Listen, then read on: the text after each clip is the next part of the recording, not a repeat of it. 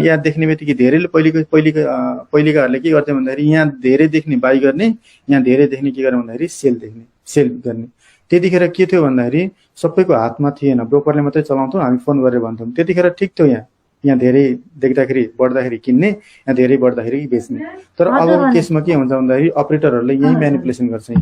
तपाईँले यहाँ धेरै देखाइन्छ, यहाँ किन्नु पर्यो भने तपाईँले बेच्नु पर्यो भने यहाँ धेरै देखाइन्छ, किन्नु पर्यो भने यहाँ धेरै देखाएर के गर्छ भन्दाखेरि यहाँ अपरेट गरेर हुन्छ।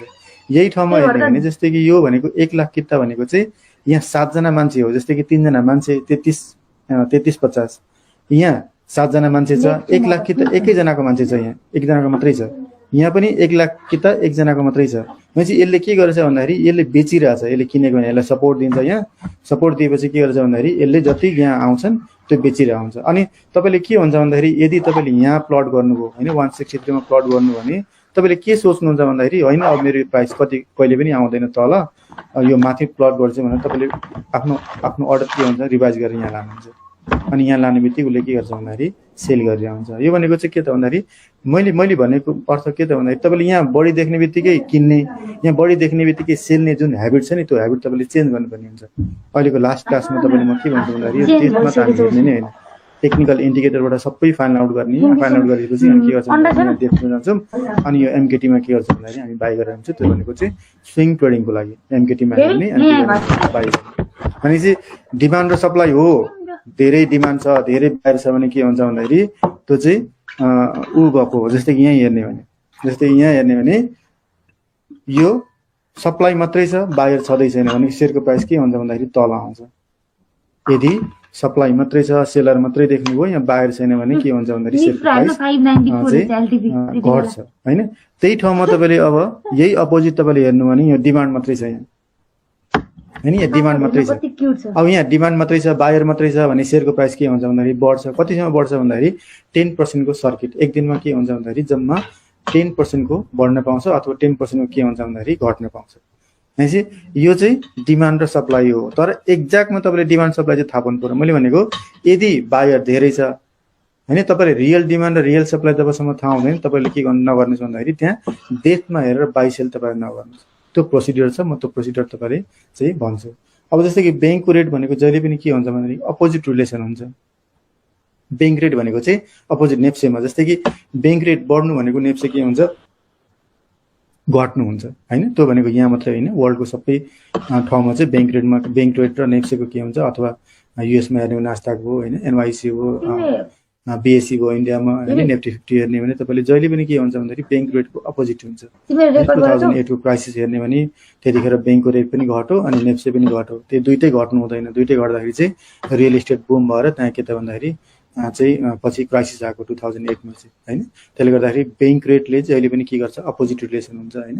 अब ब्याङ्क रेटको फ्याक्टरहरू थुप्रै छन्। त्यो फ्याक्टरहरू तपाईँले यहाँ जानु हो भने के हुन्छ भन्दाखेरि यहाँ नेप्से अल्फामा जानु हो भने यहाँ इकोनोमिक इन्डिकेटर भन्ने छ होइन। त्यो भनेको इनडेप्थ एनालाइसिस गर्न सक्नुहुन्छ तपाईँले। इकोनोमिक इन्डिकेटरमा तपाईँले हेर्नु भने यहाँ रेमिटेन्स हेर्नुहोस् तपाईँले होइन कसरी घटिरहेछ। जस्तै कि यहीँ हेर्नु भने जस्तै कि यसले ब्याङ्क रेटलाई तलमाथि पार्ने, किनभने लिक्विडिटी एक्सेस नहुने रिजन यो पनि धेरै इम्प्याक्ट छ अहिले। जस्तै 2008 मा हेर्नु भने 2008 को यो डाटा हेर्नु भने यो 209 बिलियन थियो, यहाँ आएर कति आएको छ भन्दाखेरि 239 बिलियन छ। भनेपछि लगभग 2008 को र अहिलेको डाटा सेम छ। अनि यदि कोभिडले नै घट्न भने के हुन्छ भन्दाखेरि यहाँबाट चाहिँ यहाँ बढ्दैन थियो। 2019-20 मै कोभिड सबभन्दा बढी भएको। भनेपछि यो अहिलेको लिक्विडिटी मेन रिजन भने के त भन्दाखेरि रेमिटेन्स वाटै डिक्लाइन भयो होइन। त्यसपछि के छ भन्दा अर्को पार्ट हेर्ने भने गभर्मेन्टको फन्ड रिलिज गरेको छैन होइन। अरू पार्टको कुराहरू छ। यो भनेको चाहिँ इकोनोमिक इन्डिकेटर हो, यहाँबाट तपाईँले हेर्न सक्नुहुन्छ यहाँ होइन। जस्तै कि इन्ट्रेस्ट रेटको कुराहरू हेर्न सक्नुभयो, यहाँ बिआइपी डिपोजिट र क्रेडिटको रिलेसनको कुरा हेर्न सक्नुभयो, हाइड्रो पावरको प्रोडक्सनको कुरा हेर्न सक्नुभयो, युएसटी एक्सचेन्जको कुरा हेर्न सक्नुभयो अनि रेमिटेन्सको कुरा हेर्न सक्नुभयो, टुरिस्ट एराइभलको। यो भनेको सबै के छ भन्दाखेरि लिक्विडिटीमा इम्प्याक्ट हुने पार्टहरू हो यो होइन। यो चाहिँ कसरी कुदिरहेछ वास्तवमा एक्ज्याक्ट के भइरहेछ, अब नेप्से भर्सेस जिडिपी कसरी ग्रोथ गरिरहेछ होइन। यी सबै कुरोहरू तपाईँले यहाँ चाहिँ अल्फा चार्टबाट इकोनोमिक इन्डिकेटरमा तपाईँले हेर्न सक्नुहुन्छ। यो हेर्नु भने तपाईँले सक्नुभयो होइन। अब त्यसै गरी अर्को भनेको चाहिँ स्पेकुलेटिभ, जति छ यो सबै के त भन्दाखेरि तपाईँले प्राइसमा इम्प्याक्ट पार्ने चिजहरू डिमान्ड धेरै हो भने डिमान्ड सप्लाई, जस्तै कि ब्याङ्कको रेट पनि त्यही डिमान्ड सप्लाई नै हो। अहिले धेरै मार्केटमा पैसा छैन भने के हुँदैन भन्दाखेरि बायर धेरै आउँदैन, बायर धेरै आयो भने डिमान्ड आउँदैन, डिमान्ड नआउँदाखेरि के हुन्छ भन्दाखेरि मार्केट माथि जान सक्दैन। त्यही भएर लिक्विडिटीको कुरा आउँछ, ब्याङ्कको कुरा आउँछ होइन। जस्तै कि स्पेकुलेटिभ प्रेसर, यो भनेको चाहिँ 80% मान्छे, जस्तै कि 80% मान्छे के गर्छ भन्दाखेरि नेपालमा स्पेकुलेटिभ गर्छ। त्यो भनेको चाहिँ आफै ग्याम्लिङ भन्छ यसलाई होइन, ग्याम्लिङ गर्छन् 80% मान्छेहरू। यो चाहिँ अब जस्तै कि 10वटा मान्छे एकतिर कुदिरहेको छ भने हामी पनि के गर्नु पर्यो भन्दाखेरि त्यहीतिर कुद्नुपर्ने हुन्छ, किन भन्दाखेरि रङ छ त्यो मान्छे तर पनि हामी यहीबाट कुद्ने हो। अब बिस्तारै बिस्तारै तपाईँले फन्डामेन्टल पनि जानुहुन्छ, टेक्निकल पनि जानुहुन्छ, अलिअलि प्रोफेसन हुँदै जाँदाखेरि के हुन्छ भन्दाखेरि त्यसपछि अर्को मुभ आउँछ। अर्को भनेको चाहिँ financial position of the company होइन। फाइनेन्सियल पोजिसन जस्तै कि कुनै कम्पनीले राम्रो ब्यालेन्स सिट पब्लिस गरो, राम्रो सबै कुरो पब्लिस गरो होइन, राम्रो चाहिँ इपिएस पब्लिस गरो, राम्रो नेटवर्क पब्लिस गरो, अथवा राम्रो सबै कुरो पब्लिस गऱ्यो भने के हुन्छ भन्दाखेरि त्यो कम्पनीमा बायर धेरै हावी हुन्छन् अथवा बायर आउँछन्। त्यो बायर आउँदाखेरि के हुन्छ भन्दाखेरि डिमान्ड बढ्छ, अनि डिमान्ड बढ्दाखेरि के हुन्छ भन्दाखेरि प्राइस बढ्छ। सबैको इम्प्याक्ट जाने भनेको यही डिमान्ड सप्लाई नै हो, बायर र सेलर नै हो होइन। जबसम्म बायर र सेलर को पार्ट चाहिँ तपाईँले बुझ्नु, तबसम्म तपाईँलाई के हुन्छ भन्दाखेरि सेयरमा तपाईँले आउन गाह्रो हुन्छ। भनेपछि अर्को भनेको चाहिँ फाइनेन्सियल पार्ट हो। अर्को यहाँ ट्रेड साइकल तपाईँले देखिराख्नु भएको छ, के भन्छ भन्दाखेरि तपाईँले 4 वर्षको बुलिस र 4 वर्षको बेरिस हुन्छ होइन।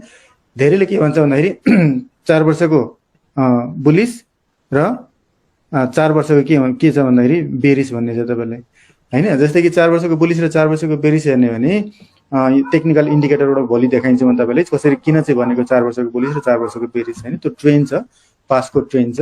अनि अर्को के हुन्छ भन्दाखेरि 6 मन्थमा, जस्तै असाढदेखि पुस भनेको सिजन मानिन्छ, अनि पुसदेखि असाढ भनेको फेरि अफ सिजन मानिन्छ। अब सिजन हो तर पनि अहिले के त भन्दाखेरि डिक्लाइन भइरहेछ, त्यो अर्को पार्टको कुरा हो। अनि अर्को भनेको जहिले पनि के हुन्छ भन्दाखेरि तपाईँले जस्तै कि क्वार्टर इन, 3वटा क्वार्टर इन हुन्छ। त्यो क्वार्टर इनमा तपाईँले 3वटा मध्येमा चाहिँ प्रत्येक क्वार्टर इनमा 15 दिन अगाडि के हुन्छ नेप्से डिक्लाइन हुन्छ। त्यो भनेको चाहिँ ट्रेड साइकलमा पर्छ त्यो चाहिँ। जस्तै कि अबको आउने भनेको चाहिँ पुस, यदि पुस 15तिर अथवा पुस 5तिर 10तिर नेप्से झर्नु पर्यो भने त्यो भनेको चाहिँ क्वार्टर प्रेसरले बुझे हुन्छ। क्वार्टर प्रेसर त एउटा छ, तर मान्छेको माइन्ड सेट छ, हामी सबै इन्भेस्टरहरू के छ भन्दाखेरि सेट छ कि क्वार्टर आउने बित्तिकै चाहिँ एउटा करेक्सन आउँछ भनेर तपाईँले सबैको के छ भन्दाखेरि माइन्ड सेट छ। र तपाईँले पनि के गर्नु पर्यो भन्दाखेरि त्यही अनुसार तपाईँले माइन्ड सेट गर्नु पर्यो। जस्तै अहिले मङ्सिर कुदिरहेछ, मङ्सिर महिना ठिक छ, अब पुस 5 गते 7 गते 10 गते नेप्से घट्नु थाल्यो भने तपाईँले आत्तिनु पर्ने हुन्छ। त्यतिखेर सेल गर्ने, अनि एउटा लेभलमा तल घट्छ त्यतिखेर के गर्नु भन्दाखेरि तपाईँले बाई गर्ने। अब यही कुरो तपाईँले हेर्नु पर्यो नि, यहाँ पनि छ सिजनालिटी इन्डेक्स भनेर होइन। यो सिजनालिटी चार्ट भन्ने छन्, यहाँ चार्ट तपाईँले हेर्न सक्नुहुन्छ। यो कुन कुन महिनामा कसरी चाहिँ यो अप र कुन कुन महिनामा डाउन भइरहेछ भनेर यो यहाँबाट तपाईँले यो सिजनालिटी चार्टमाबाट तपाईँले हेर्न सक्नुहुन्छ। तपाईँले आफै ट्राई गर्नुहोस्, किन भन्दाखेरि मैले जे भनिरहेको छु तपाईँले ट्राई गर्न सक्नुहुन्छ। तपाईँले ट्राई गर्दाखेरि केही बिग्रिँदैन होइन। यो सबै कुराहरू तपाईँले यहाँ चाहिँ इकोनोमिक इन्डिकेटर, तपाईँ इकोनोमिकको बारेमा हो। सिजनालिटी चार्ट भनेको तपाईँले यहाँको चाहिँ कसरी चाहिँ मुभमेन्ट हुन्छ, कुन कुन बेला डाउन हुन्छ, कुन कुन बेला अप हुन्छ, यो तपाईँले यहाँबाट हेर्न सक्नुहुन्छ तपाईँले होइन। अर्को भनेको तपाईँले पोलिटिकल फ्याक्टर होइन। पोलिटिकल फ्याक्टरले पनि के गर्छ भन्दाखेरि डिमान्ड र सप्लाईमै इम्प्याक्ट पार्ने हो यो भनेको चाहिँ।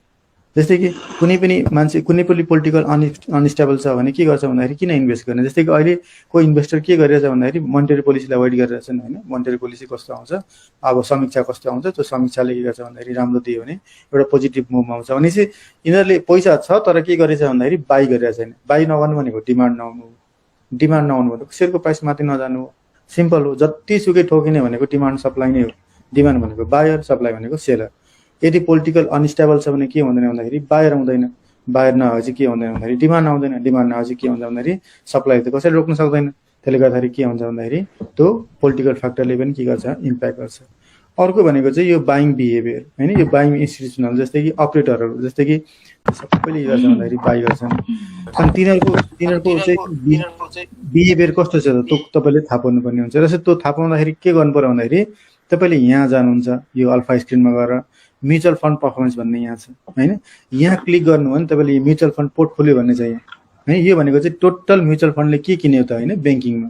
जस्तै कि यो भनेको चाहिँ सबै फन्डामेन्टल स्ट्रङ भएको कम्पनीहरू मात्रै किन्छन् म्युचुअल फन्डले होइन। जस्तै कि यहाँ नोबेल सबैभन्दा बढी किन्यो, त्यसै गरी के गर्यो भन्दाखेरि एनआइसी। यो भनेको चाहिँ ओभरअल म्युचुअल फन्डले जतिवटा नेपालमा म्युचुअल फन्ड छन् त्यो सबै म्युचुअल फन्डले सबभन्दा बढी कुन किन्यो भन्दाखेरि यो किन्यो। अब त्यसै गरी यहाँ विकास बैङ्कमा कुन किन्यो त भन्दाखेरि एमएनबिबिएल किन्यो, जिबिबिएल किन्यो। त्यसै गरी फाइनेन्समा कुन किन्यो भन्दाखेरि एमफिल किन्नु होइन, जिएफसिएल किन्नु, आइसिएफसी किन्नु, अल्कोमको सबभन्दा बढी के गर्नु छ भन्दाखेरि एमफिल किनेको छ। त्यसै गरी तपाईँले हाइड्रो पावरमा हेर्ने भने एनजिपिएल किन्नु, अनि सिएचसिएल किनेछ, बिपिसिएल किनेको छ, एकेपिएल किनेको छ। यो भनेको के त भन्दाखेरि तपाईँले यदि इन्भेस्ट गर्नु पऱ्यो, यदि इन्भेस्टर हुनु पऱ्यो भने यिनीहरूलाई फलो गर्दाखेरि हुन्छ। सबैभन्दा बढी यहाँ चाहिँ कुन किनेछ भन्दाखेरि हाइड्रो पावरमा एनजिपिएल किनेको छ। भनेपछि एनजिपिएल किन सबैले धेरै किन्नु भनेपछि तपाईँले हेर्नु पऱ्यो यहाँ तपाईँले होइन। जस्तै कि यहाँ लाइफ इन्सुरेन्समा के एनआइसिएल किन्नु होइन, एलआइसिएन किन्नु, एनएलआइसी किन्नु। अब यो किन किन्नु भन्ने कुरो तपाईँले चाहिँ एनालाइसिस गर्नु पऱ्यो। अवस्था माइक्रो फाइनेन्स के किन्नु भन्दाखेरि सिबिबिएल किन्नु होइन, एनइबिएल किन्नु, आरएमडिसी किन्नु, अनि एसकेबिबिएल किन्नु। भनेपछि यिनीहरू नै किने त अरू मध्येमा होइन, यत्रो माइक्रो फाइनेन्समा यिनीहरू नै किने त होइन। यो पनि तपाईँले के गर्न सक्नु भन्दाखेरि एउटा चाहिँ एनालाइसिस तपाईँले गर्न सक्नुहुन्छ यो पार्टमा है। यो चाहिँ के भयो त भन्दाखेरि बाइङ बिहेभियर होइन, इन्स्टिट्युसनलको बाइङ बिहेभियर केमा छ तपाईँले त्यो अर्को भनेको चाहिँ तपाईँले सेक्युरिटी फ्रड छ होइन। जस्तै सेक्युरिटी फ्रडहरू छन् होइन। सेक्युरिटी फ्रडमा तपाईँले इन्साइडर ट्रेडिङ भयो, पम्प एन्ड डम्प भयो, सर्कुलर भयो, अनि एकाउन्टिङ म्यानिपुलेसन भयो। यति नै हो गर्ने भनेको। अहिले तपाईँले धेरै देख्दाखेरि चाहिँ सर्कुलर ट्रेडिङ गर्छन्। के गर्छन् भन्दाखेरि उनीहरूले म्याचिङ गर्छन्, एउटैले किन्छन् अर्कोले बेच्छन्। केमा ल्याउँछन् भन्दाखेरि तपाईँले टर्नओभरमा ल्याउँछ सुरुमा।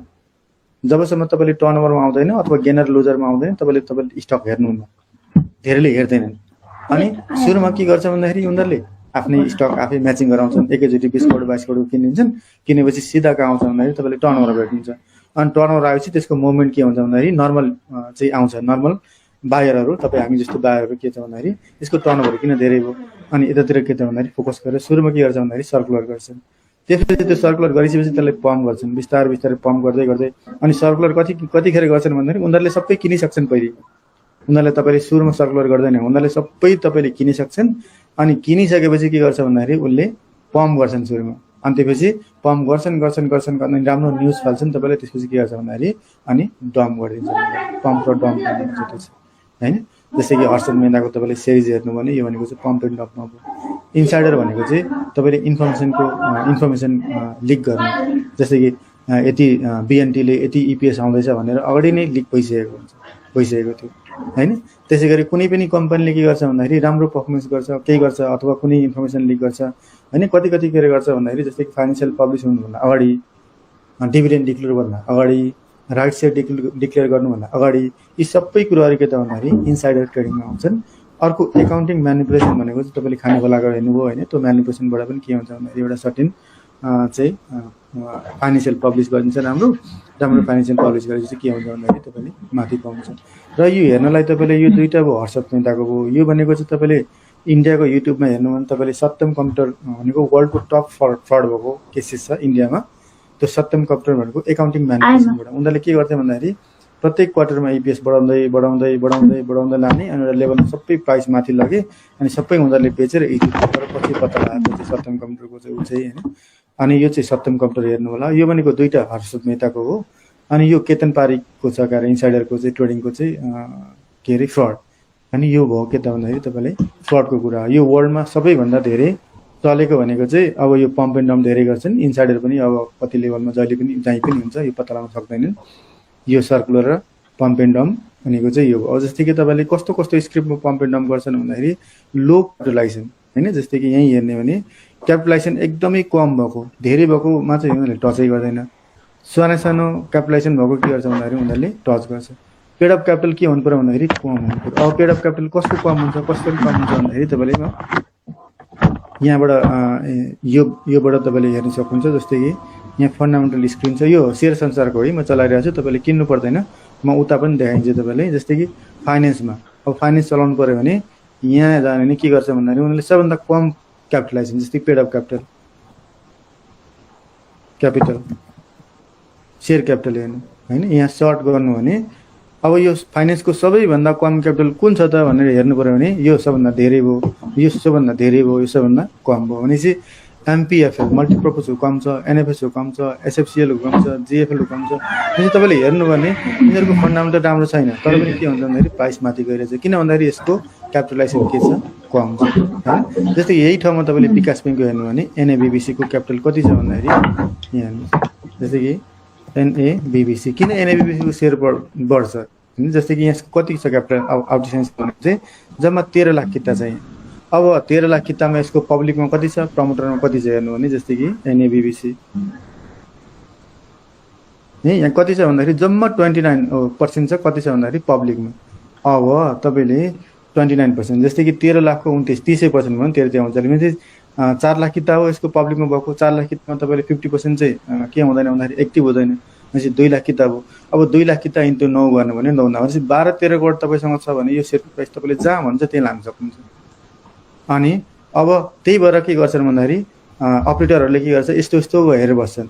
एनएबीबीसी भयो, कर्पोरेट भयो, एनएफएस भयो, यो जति छ तपाईँले लो क्यापिटल भएको, लो पेड अफ क्यापिटल भएको, यिनीहरूमै खेल्ने हो। किन भन्दाखेरि यिनीहरू अपरेट गर्दाखेरि के हुँदैन भन्दाखेरि धेरै क्यापिटल चाहिँदैन, थोरै क्यापिटल भए पुग्छ उनीहरूलाई। होइन चाहिँ थोरै क्यापिटल भए पुग्यो भनेपछि उनीहरूले के गर्छ भन्दाखेरि अपरेट। जस्तै कि यही ठाउँमा तपाईँले एनएमबीको गर्नु पऱ्यो भने सपोज एनएमबीको चलाउनु पऱ्यो भने एनएमबीको कति छ भन्दाखेरि नम्बर 16 करोडको आउटस्ट्यान्डिङ छ।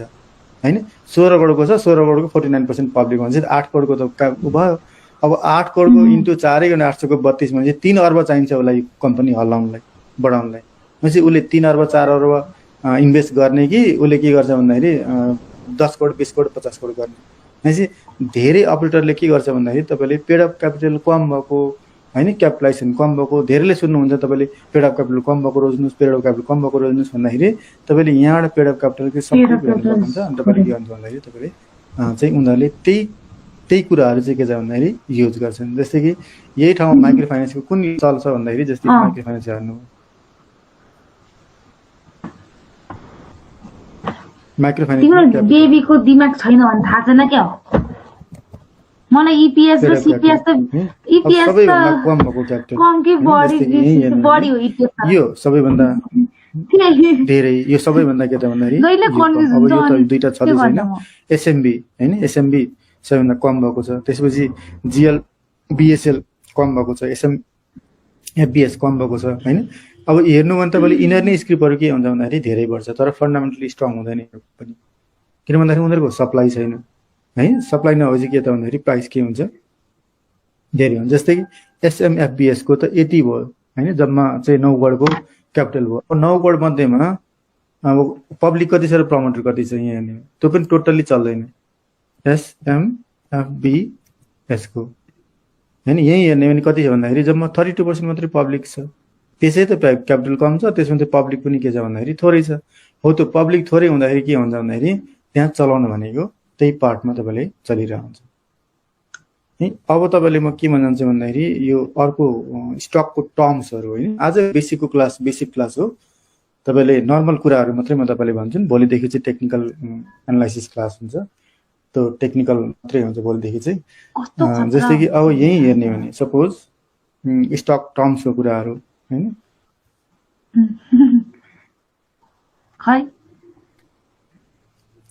अब यहाँ सुरुमा के हुन्छ भन्दाखेरि नेप्से इन्डेक्स, फ्लोट इन्डेक्स अनि सेन्सिटिभ इन्डेक्स हो। इन्डेक्स यसको बारेमा तपाईँले म अलिकति भनिदिन्छु। जस्तै कि यहीँ तपाईँले के अरे आज के भयो त भन्दाखेरि एडभान्सर र डिक्लाइनर होइन, जम्मा 106वटा स्टकले चाहिँ पोजिटिभ गर्यो, आज पोजिटिभ बढ्यो।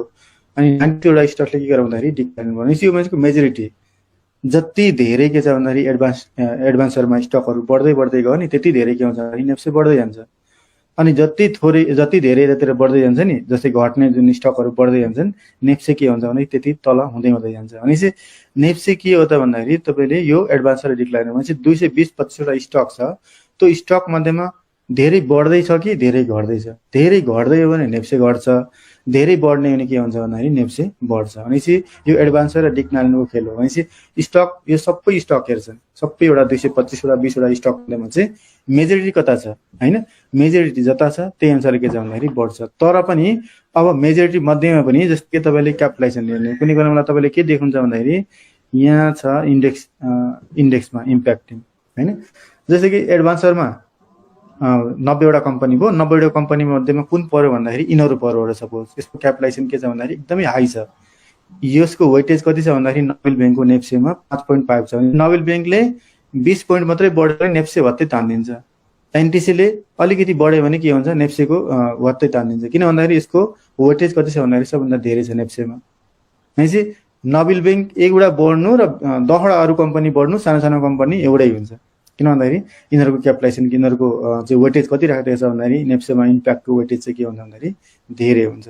अब यो क्यापिटलाइजेसन के हो भन्दाखेरि नम्बर अफ आउटस्ट्यान्डिङ सेयर अनि इन्टु एलटिपी गऱ्यो भने के हुन्छ भन्दाखेरि क्यापिटलाइजेसन हुन्छ है। अब अर्को पार्टको पनि छ, म तपाईँलाई त्यो पनि देखाइदिउँ ल। अर्को जस्तै कि एनआरआइसी बढो, एनएलआइसी बढो, सिआइटी बढो, एनआइसिए बढो, एनआइबी बढो, जिएमई बढो, पिसिबिएल बढो, अप्पर हो, यिनीहरू बढ्यो भने के हुन्छ भन्दाखेरि नेप्से वात्तै माथि लगिन्छ। भनेपछि यो पार्टमा होइन, यही पार्टमा पनि यो एडभान्सर र डिक्लाइनर के त भन्दाखेरि पार्ट छ। जस्तै कि एडभान्सर 106 मध्येमा नबिल पऱ्यो, एनटिसी पऱ्यो, एनआरआइसी पऱ्यो, एनएलआइसी पऱ्यो, सिआइटी पऱ्यो भने के हुन्छ भन्दाखेरि धेरै माथि बढ्छन्। अब यही पार्टमा डिक्लाइनमा पढ्दै भने के हुन्छ भन्दाखेरि यहाँ धेरै भए पनि के हुन्छ नेप्से नेप्सेको के छ भन्दाखेरि इन्डिकेटर यसरी नै के हुन्छ भन्दाखेरि उसले म्यापिङ गरिदिएको छ होइन। क्यापिटलाइजेसनबाट वेटेजबाट के गर्छ भन्दाखेरि म्यापिङ गर्छ। अब अर्को भनेको नेप्से भनेको चाहिँ प्रमोटर र पब्लिक दुइटै। जस्तै कि प्रमोटरको स्क्रिप्टहरू के हुँदैन भन्दाखेरि धेरै जस्तो ट्रेडिङ हुँदैन, कुनै कुनै बेला के हुन्छ भन्दाखेरि त्यो म्याचिङ गराएर चाहिँ ट्रेडिङ हुन्छ होइन, नत्र भने त्यति धेरै के हुन्छ भन्दाखेरि ट्रेडिङ हुँदैन। अर्को पार्ट भनेको फ्लोटको र नेप्सेको फरक के हो त भन्दाखेरि फ्लोटमा प्रमोटर र पब्लिक दुइटैको ट्रेडिङ हेर्छ यसले, तर के अरे नेप्सेमा दुइटै हेर्छन् प्रमोटर र पब्लिक। फ्लोटमा के हेर्दैन भन्दाखेरि प्योरली पब्लिकको मात्रै हो होइन, प्योरली के हुन्छ भन्दाखेरि पब्लिकको मात्रै हुन्छ। यसमा चाहिँ प्रमोटरको पार्ट छैन, प्रमोटर किनबेच हेर्दैन। भनेपछि हामीले बेटर हेर्दाखेरि के भन्दाखेरि नेप्से इन्डेक्स भन्दा फ्लोट इन्डेक्स हो, किन भन्दाखेरि यो भनेको प्योरली पब्लिकको मात्रै भयो, पब्लिकको भनेको प्योरली पब्लिकको भयो। भनेपछि तर यहाँ नेपालमा के हुँदैन भन्दाखेरि धेरै डिफ्रेन्स छैन, यहाँ पब्लिकको र प्रमोटरको सेयरहरू धेरै टर्नओभर हुँदैन, त्यसले गर्दाखेरि चाहिँ त्यत्रो धेरै इम्प्याक्ट हुँदैन, त्यत्रो धेरै इम्प्याक्ट के हुँदैन भन्दाखेरि हुँदैन। त्यसले गर्दाखेरि तपाईँले नेप्से हेरे पनि फ्लोट हेरे पनि तपाईँले एउटै कुरो हुन्छ होइन। अर्को भनेको एउटा सेन्सिटिभिटी इन्डेक्स छ, यसमा के हेर्छन् भन्दाखेरि जस्तै कि यो भनेको नियम कानुन हो, धितोपत्र बोर्डले नियम कानुन बनाइदिएको छ। उसले के भन्छ भन्दाखेरि यदि कुनै कम्पनीको पेड अफ क्यापिटल पुगेको छैन भने त्यसलाई सेन्सिटिभिटी राख्छ। जस्तै कि कमर्सियल ब्याङ्कको पेड अफ क्यापिटल भनेको 8 अर्बको क्यापिटल हो होइन, त्यो पुग्नु पर्यो, त्यो पुगेको छैन भने त्यसलाई मात्रै राख्छ त्यो कम्पनीलाई सेन्सिटिभिटीमा। जस्तै कि लाइफको 2 अर्बको क्यापिटल हो त्यो पुग्नु पर्यो, नन लाइफको 1 अर्बको क्यापिटल हो त्यो पुग्नु पर्यो होइन। त्यसै गरी अर्को विकास ब्याङ्कको रिजनलको लेभलको क्यापिटल छुट्टै छ, नेसनल लेभल छुट्टै छ, फाइनेन्सको रिजनल लेभलको तपाईँले के अरे प्रदेश स्तरीय 60 करोडको हुनु पर्यो होइन, नेसनल लेभलको त्यही अनुसारले कति हुनु पर्यो। त्यो क्यापिटल पुर्याएको छ भने ठिक छ, सेन्सिटिभ परेन, पुर्याएको छैन भने के गर्यो भन्दाखेरि उसले सेन्सिटिभ राख्छ। भने सेन्सिटिभ नेगेटिभ हुनु भनेको नराम्रो हो। अर्को उसले के म्यापिङ गर्छ भन्दाखेरि जस्तै कि 3 इयर्सको प्रफिट, कन्टिन्युस प्रफिट होइन, 3 वर्षको कुनै वर्ष उसले के गर्यो भन्दाखेरि लस गर्यो होइन, कुनै वर्ष उसले लस गर्यो भने के गर्दैन भन्दाखेरि चाहिँ लस गर्यो भने 3 वर्ष कन्टिन्युसली के गर्नु पर्यो भन्दाखेरि उसले प्रफिट गर्नु पर्यो। प्रफिट गरेको छैन अथवा ऊ भएको छैन भने के गर्ने भन्दाखेरि उसले चाहिँ यहाँ राखिदिन्छ, उसले यहाँ तल के गरिन्छ भन्दाखेरि उसले सेन्सिटिभिटीमा राखिदिन्छ। भनेपछि 3 वर्ष कन्टिन्युस प्रफिट हुनु पर्यो, 1 वर्ष मात्रै कुनै वर्ष लस गरिदिने फेरि सेन्सिटिभ राखिदिन्छ उसले। भनेपछि त्यस्तो कम्पनी पनि छान्नु भएन, कुनै कम्पनीले एकैचोटि लस गरेछ भने त्यस्तो कम्पनी के गर्नु भन्दाखेरि तपाईँले छान्नु भएन। अर्को बुक भ्यालु र पार भ्यालु, बुक भ्यालुको क्लास नै छुट्टै छ, बुक भ्यालु के हो होइन। तर पनि यहाँ के हुन्छ भन्दाखेरि बुक भ्यालु जहिले पनि के हुनु पर्यो भन्दाखेरि पार भ्यालु भन्दा माथि हुनु पर्यो। जस्तै जहिले पनि पार भ्यालु नेपालको कम्पनीको हेर्ने भने पार भ्यालु भनेको 100 रुपियाँ हो होइन। एउटा कम्पनीको मात्रै चाहिँ पार भ्यालु कति छ भन्दाखेरि 10 रुपियाँ छ, जसको आइपिओ इस्यु गर्दाखेरि चाहिँ 10 रुपियाँ, त्यो भनेको चाहिँ सोल्टी होटलको, अरू कसैको पनि छैन।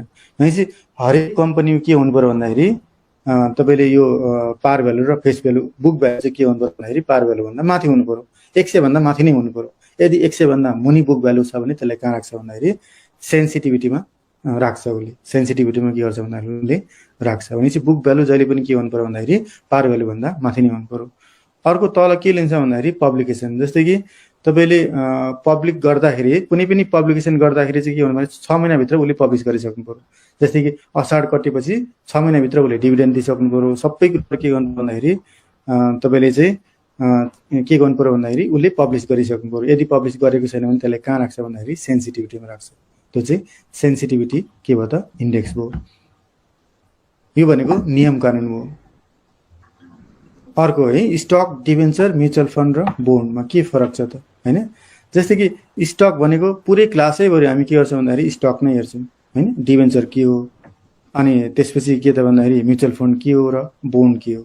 अब म तपाईँले के भनिदिन्छु भन्दाखेरि जस्तै कि स्टक भनेको इक्विटी हो, फिक्स डिपोजिट भन्नु है। फिक्स डिपोजिटले के दिन्छ भन्दाखेरि तपाईँले सजिलो छ, तपाईँले फिक्स डिपोजिटमा इन्ट्रेस्ट दिन्छ, डिभेन्चर पनि के दिन्छ भन्दाखेरि इन्ट्रेस्ट नै दिन्छ। फरक के त भन्दाखेरि फिक्स डिपोजिट सर्ट टर्मको लागि भयो, डिभेन्चर के त भन्दाखेरि लङ टर्मको लागि भयो। जस्तै कि स्टक भनेको इक्विटी भयो, डिभेन्चर भनेको डेप्ट भयो। डेप्ट भनेको तपाईँले ब्यालेन्स सिटमा गएर यो पेड अफ क्यापिटलमा जान्छ स्टक। डिभेन्चर भनेको कहाँ जान्छ भन्दाखेरि यो भनेको चाहिँ ब्यालेन्स सिटको पेबलमा अथवा क्रेडिटर्समा जान्छ, डिभेन्चर तिर्नुपर्ने हो। जस्तै कि यो एफडीले पनि इन्ट्रेस्ट दिन्छ, डिभेन्चरले पनि इन्ट्रेस्ट दिन्छ। कम्पनीको प्रफिट लससँग सरकारै छैन यसको, कम्पनी लस गरोस् कि कम्पनी प्रफिट गरोस् कि जेसुकै गरोस् त्योसँग के भएन भन्दाखेरि सरकार भएन। उसले दिने इन्ट्रेस्ट हो, त्यो इन्ट्रेस्ट कमिटमेन्ट गरेको इन्ट्रेस्ट के गर्छ भन्दाखेरि उसले एनुअली के गर्छ भन्दाखेरि क्यापिटलाइज गरिदिन्छ, तपाईँले खातामा हालिदिन्छ। तर यसको डिभेन्चरको टेनओभर कतिदेखि स्टार्ट हुन्छ भन्दाखेरि 5 इयर्स भयो, 7 इयर्स भयो, 10 इयर्सबाट के गर्छ भन्दाखेरि स्टार्ट गर्छ। डिभेन्चरको भनेको लङ टर्म हो। अब तपाईँले यदि एफडीमा राख्नु हो, तपाईँले पैसा चाहियो सपोज, यदि एफडीमा राख्नु हो पैसा चाहियो भने तपाईँले के गर्नुपर्ने हुन्छ भने या त तपाईँ प्रिमेच्योर गर्नुपर्ने हुन्छ, या त तपाईँले के गर्नुपर्ने हुन्छ भन्दाखेरि तपाईँले चाहिँ एफडी एगेन्स्ट लोन लिनुपर्ने हुन्छ। तर डिभेन्चर भन तपाईँले जसरी स्टकमा ट्रेडिङ गर्नुहुन्छ नि, किन्ने बेच्ने हुन्छ नि डेफ्टमा, त्यसरी पनि के हुन्छ भन्दाखेरि डिभेन्चर ट्रेडिङ हुन्छ। भनेको मतलब स्टकमा तपाईँले के बेनिफिट पाउनु भन्दाखेरि एउटा डिभिडेन्ड पाउनु, प्रत्येक वर्ष के गर्छ भन्दाखेरि कम्पनीले प्रफिट छ भने डिभिडेन्ड डिक्लेयर गर्छ। अर्को तपाईँले क्यापिटल गेन पाउनु हो। डिभेन्चरमा के पाउनु भन्दाखेरि इन्ट्रेस्ट पाउनु हो, अनि त्यसपछि क्यापिटल गेन पाउनु हो। यसको पनि प्राइस के हुन्छ भन्दाखेरि मोमेन्ट हुन्छ, धेरै डिमान्ड आयो भने के हुन्छ भन्दाखेरि बढ्छ, धेरै सप्लाई आयो भने के हुन्छ भन्दाखेरि घट्छ। डिभेन्चर पनि ट्रेडिङ नै हो। भनेपछि एफडीमा त तपाईँले आफ्नै पैसाको लोन लिनु पाउनुभयो, तर डिभेन्चरमा के भन्दाखेरि तपाईँले बेच्न पाउनुभयो। त्यो चाहिँ यदि तपाईँसँग कसैले आइपिओ भर्नुभएको छ, डिभेन्चर परो छ भने तपाईँले यही मैले देखाएको त्यो इक्विटीमा गएर टिएमएसमा गएर इक्विटी डिफल्ट आउँछ, त्यसपछि एमएफ भनेको चाहिँ म्युचुअल फन्ड भयो, एनडिएस भनेको डिभेन्चर भयो। त्यो डिभेन्चर के गर्न सक्नुहुन्छ तपाईँले त्यहाँ ट्रेडिङ गर्न सक्नुहुन्छ। अनि अर्को भनेको बोन्डको के फरक पर्छ भन्दाखेरि सेम हो यो है। एफडीले पनि इन्ट्रेस्ट दिन्छ, डिभेन्चरले पनि इन्ट्रेस्ट दिन्छ, र बोन्डले पनि के दिन्छ भन्दाखेरि इन्ट्रेस्ट नै दिन्छ। तर फरक के त भन्दाखेरि बोन्ड गभर्मेन्टले इस्यु गर्छ, संस्थाले पाउँछ। डिभेन्चर संस्थाले इस्यु गरेर के गर्छ भन्दाखेरि पब्लिकले पाउँछ। बोन्ड पब्लिकलाई पनि गर्छ, तर धेरै नेपालमा त धेरै रियर केसेस हो। बोन्डले के गर्छ भन्दाखेरि कम नै के गर्छ भन्दाखेरि गर्छ। भनेपछि यो तीनटै एफडी पनि इन्ट्रेस्ट पाउँछ, डिभेन्चर पनि इन्ट्रेस्ट पाउँछ, बोन्ड पनि के हुन्छ इन्ट्रेस्ट पाउँछ। तर एफडी ट्रेडिङ हुँदैन, किनबेच गर्न सक्नुहुन्न, आफ्नै पैसाको लागि लोन लिनु पर्यो अथवा प्रिमेच्योर गर्नु पर्यो। डिभेन्चर किनबेच गर्न सक्यो, स्टक पनि किनबेच गर्न सक्यो, बोन्ड पनि किनबेच गर्न सक्यो हैन। बोन्डले इन्ट्रेस्ट पनि दिन्छ, किनबेच गर्न सक्नुहुन्छ। डिभेन्चर इन्ट्रेस्ट दिन्छ। भनेपछि बेनिफिट के त भन्दाखेरि स्टकमा डिभिडेन्ड प्लस क्यापिटल गेन, डिभेन्चरमा इन्ट्रेस्ट प्लस क्यापिटल गेन, बोन्डमा पनि इन्ट्रेस्ट प्लस के हुन्छ भन्दाखेरि क्यापिटल गेन हुन्छ, दुइटै हुन्छ। अब आउँछु केमा भन्दाखेरि म्युचुअल फन्डमा। अलिक डिफ्रेन्ट छ म्युचुअल फन्ड भनेको चाहिँ होइन। जस्तै कि म्युचुअल फन्ड हेर्ने भने जम्मा कतिवटा हुन्छ भन्दाखेरि म्युचुअल फन्ड भनेको के त पहिलो भनेको फन्ड हो है। जस्तै बाहिर तपाईँले हाइपर फन्ड धेरै सुन्नुहुन्छ नि, hyper fund mutual fund same के छ भन्दाखेरि उनीहरूको नेचर एउटै हुन्छ। हाइपर फन्डले तपाईँसँग फन्ड लाने हो, उसले अनि क्रिप्टोमा इन्भेस्ट गर्ने हो, त्यसपछि अनि के अरे बाइनेन्समा, अनि फरेक्समा, त्यसपछि स्टकमा, इक्विटीमा, जहाँ रिस्क फ्याक्टर हुन्छ नि त्यहाँ इन्भेस्ट गरेर त्यहाँ अर्निङ गरेर तपाईँले पैसा दिएको हो। त्यो चाहिँ म्युचुअल फन्डले पनि गर्ने भने त्यही नै हो। जस्तै म्युचुअल फन्डले केमा इन्भेस्ट गर्छ भन्दाखेरि तपाईँहरू सबैसँग एनएबी 10 को एनएबी हामी कलेक्सन गर्छौँ। त्यो एनएबी कलेक्सन गरिसकेपछि के हुन्छ भन्दाखेरि तपाईँले इन्भेस्ट गर्ने भनेको चाहिँ उसले फन्ड कलेक्सन गर्छन्, अनि इन्भेस्ट गर्ने भनेको स्टकमा गर्छन्, या त डिभेन्चरमा गर्छन्, या त बोन्डमा गर्छन्, या त केमा गर्छन् भन्दाखेरि फिक्स डिपोजिटमा गर्छन्। यिनीहरू नै मात्रै टुल्स हो इन्भेस्ट गर्ने होइन। जस्तै कि के अरे यिनीहरूले इन्भेस्ट गर्ने भनेको यिनीहरू नै मात्रै टुल्स हो। त बोन्डमा गरौँ कि त डिभेन्चरमा गरौँ कि त केमा गरौँ भन्दाखेरि स्टकमा गरौँ। यिनीहरू भनेको चाहिँ टुल्सहरू हो। यो चाहिँ तपाईँले टुल्सहरू भयो, यो चाहिँ केमा इन्भेस्ट गर्ने भनेपछि। जस्तै सपोज म्युचुअल फन्डमा आउनु, म्युचुअल फन्डमा तपाईँले यहीँ देख्नु भने यहाँ म्युचुअल फन्डमा छ, यहाँ जानु भने तपाईँले यो टाइपमा मैले यहाँ क्लिक गर्दाखेरि ओपन र क्लोज भन्ने हुन्छ होइन। जस्तै यो भनेको ओपन इन भयो, यो भनेको के त भन्दाखेरि क्लोज इन भयो होइन। यो ओपन इन र क्लोज इनको फरक के छ भन्दाखेरि ओपन इनमा तपाईँले डेट अफ म्याचुरिटी पाउनुहुन्न, टाइम अफ म्याचुरिटी पाउनुहुन्न, विकली एनएबी यहाँ पनि छ, यहाँ पनि छ, यहाँ पनि छ, यहाँ पनि छ। एलटिपी तपाईँले पाउनु। एलटिपी जहाँ एलटिपी देख्नुहुन्छ नि त्यो भनेको डिमान्ड सप्लाई हो। जहाँ एलटिपी देख्नुहुन्छ, जस्तै कि क्लोज इनमा के हुन्छ भन्दाखेरि तपाईँ हामी नै बायर, तपाईँ हामी नै सेलर हो। तर यहाँ के हुँदैन भन्दाखेरि यदि तपाईँ ओपन इन किन्नु पर्यो भने तपाईँले किन्नु पर्यो भने सेलर एनआइसिएसिया डाइनामिक हुन्छ, तपाईँले बेच्नु पर्यो भने के हुन्छ भनेदेखि बायर यही हुन्छ। भनेपछि तपाईँ र म्युचुअल फन्ड, तपाईँ र म्युचुअल फन्डमा के छ भन्दाखेरि डिफ्रेन्स हो। त्यसै गरी तपाईँ क्लोज इनमा तपाईँले गर्नु पर्यो भने क्लोज इनमा के हुन्छ भन्दाखेरि म्युचुअल फन्डसँग रिलेसन छैन, यो भनेको तपाईँ हामी हो। त्यहाँ बायर पनि हुन्छ, त्यहाँ सेलर। जस्तै इक्विटीमा कहिले पनि चाहिँ कम्पनीसँग रिलेसन हुँदैन, त्यसरी के हुन्छ भन्दाखेरि यहाँ कम्पनीसँग रिलेसन हुँदैन। यहाँ एनएबी पनि कुदिरहेको हुन्छ, यहाँ के हुन्छ भन्दाखेरि एलटिपी पनि हुन्छ। जस्तै एनएबी भनेको चाहिँ नेट एसेट्स भ्यालु भन्छ, assets minus liability divide by number of outstanding share. यो भनेको फन्डामेन्टल क्लासमा तपाईँले पाउनुहुन्छ। बुक भ्यालुको फर्मुला र एनएबीको फर्मुला भनेको एउटै हो। उतातिर स्टकमा बुक भ्यालु हो अथवा नेटवर्थ पर सेयर भन्नु, र यतातिर के भन्नु भन्दाखेरि तपाईँले चाहिँ एनएबी भन्नु एउटै हो म्युचुअल फन्डमा, होइन। अब यहाँ हेर्ने तरिका जस्तै कि यो त ओपन र क्लोज दुईटा टाइपको छ। अब तपाईँले हेर्दाखेरि जस्तै कुनमा केमा इन्भेस्ट गरेको छ, एसेट्स एलोकेसन, होइन। जस्तै कि यहाँ तपाईँले क्लिक गर्नु भने यो एनबिएफ2ले के गरेछ भन्दा 93.23% क्यापिटल मार्केटमा गरेको छ। न उसले डिभेन्चरमा लगाएको छ, न फिक्समा राखेको छ, न बोन्डमा राखेको छ, किन सबै रिस्क लियो उसले। 93% के गर्यो भन्दाखेरि रिस्क लियो उसले, सबै क्यापिटल मार्केटमा मात्रै इन्भेस्ट गर्यो। यो चाहिँ आफ्नो हामीसँग कलेक्सन गरेको फन्ड कहाँ इन्भेस्ट गरेको छ त, होइन। धेरै यहाँ चाहिँ के गर्यो भन्दाखेरि क्यापिटल मार्केट